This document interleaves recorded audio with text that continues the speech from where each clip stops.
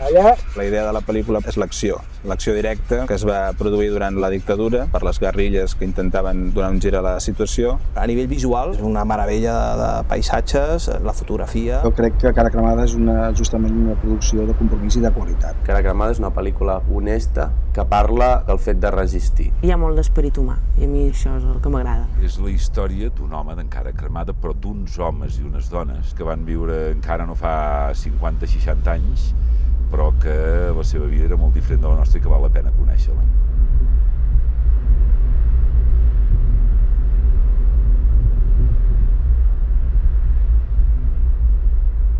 En Ramon Vila va ser un home de guerra, com si diguéssim, des de les lluites anarquistes a la Conca del Llobregat, passant per la Guerra Civil, passant per la Segona Guerra Mundial a França, lluitant contra els nazis, i la seva última etapa, que és la que a nosaltres ens interessa, és com a membre del maquis rural anarquista, seguint les ordres de la CNT exiliada a Toulouse, lluitant contra la dictadura de Franco aquí a Catalunya. Llavors és un home que només coneixia un tipus de vida, una vida lluitant.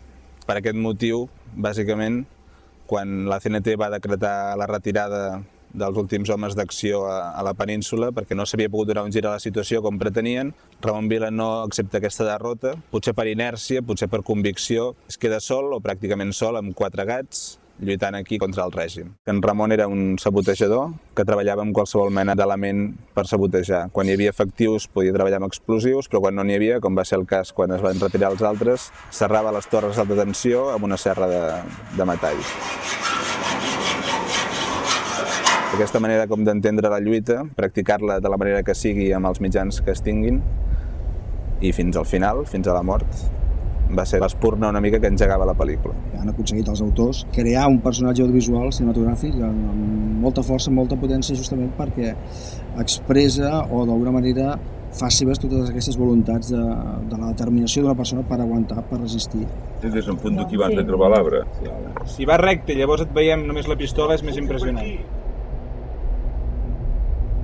La realitat sempre supera la ficció en el sentit de si jo hagués volgut pensar un paper que dius mira, aquest m'agradaria perquè segur que em traslladarà a coses que he viscut, a un esperit romàntic que pots tenir a vegades de somiar en viure a les muntanyes. Ramon, que era una persona que sobretot dominava molt el medi, absolutament, perquè ningú que s'acostés a ell pogués trobar-lo si ell realment no volgués que el trobessin.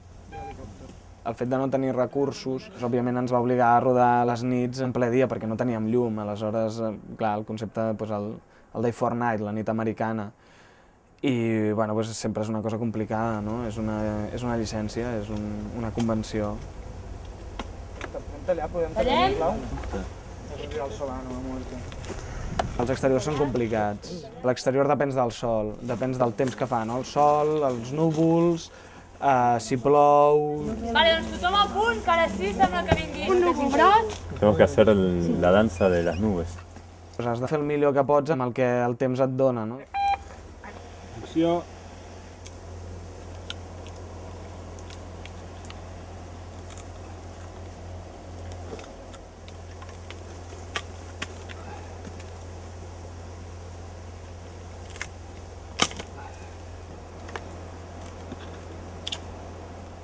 Talla.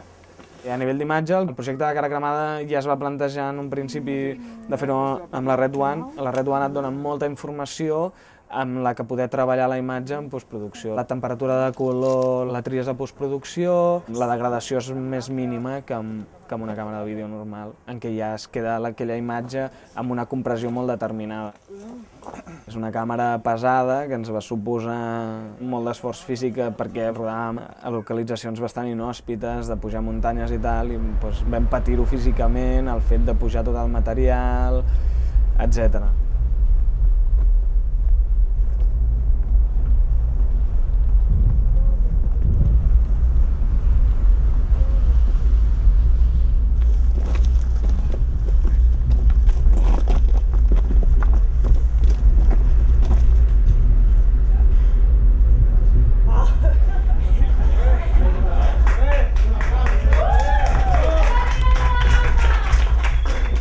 Va ser un rodatge dur, entranyable, però dur.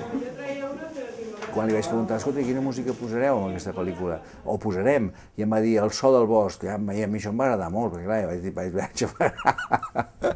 yo digo, bueno, ¿por qué anem bé? El plantearse una película en principio no iba a tener música, era como contar todo por el sonido y cómo transmitir la sensación de estar ahí de Ramón y los demás. La prioridad era la imagen en cuanto al sonido, después se puede recrear, entonces que tenga la libertad la imagen y el director decirle, bueno, ve por ahí o haz esto, haz lo otro. Cámara y todos se iban a filmar por ahí, nosotros nos íbamos a grabar pensando en la postproducción y en el diseño de sonido. ¿Qué elementos íbamos a necesitar? Necesito paso, viento, arrastrarse, tirarse, saltar, correr, romper ramitas, cerrar una torre.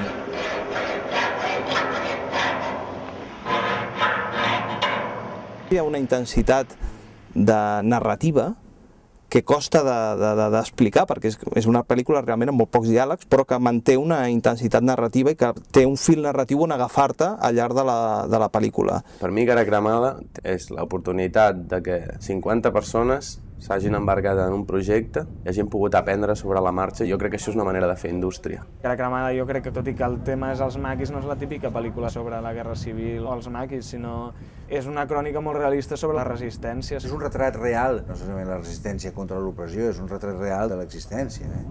La intenció de Lluís Galter, del director, era en fer una pel·lícula, doncs, crec, molt més personalista i molt més íntima, mostrant aquesta determinació d'en Ramon Vila Capdevila. I aquest guió i aquesta pel·lícula l'explica d'una manera molt senzilla, a partir de detallets. Et genera aquest món en què entres, no? T'atrapa. Realment hem fet molta feina durant molt de temps i dedicant-hi moltes hores i tots teníem les mateixes ganes i posàvem el mateix esforç com perquè aquesta cosa sortís. A una part dels possibles espectadors els diria que no s'espantin, que s'atreveixin i que s'hi llencin, perquè estic segur que no els hi decebrà la pel·lícula. És una pel·lícula de festivals, una pel·lícula de cinema de públic s'ho prengui en sèrio, que li agradi, que ho disfruti. Que vayan tranquilos a disfrutar de paisajes, de sonidos y aprender de la historia, la vida de Ramón ahí. Crec que val la pena deixar-se seduir per la força de la natura, per la força d'en Ramon Vila Capdevila, d'en Cara Cremada, d'en Lluís Soler,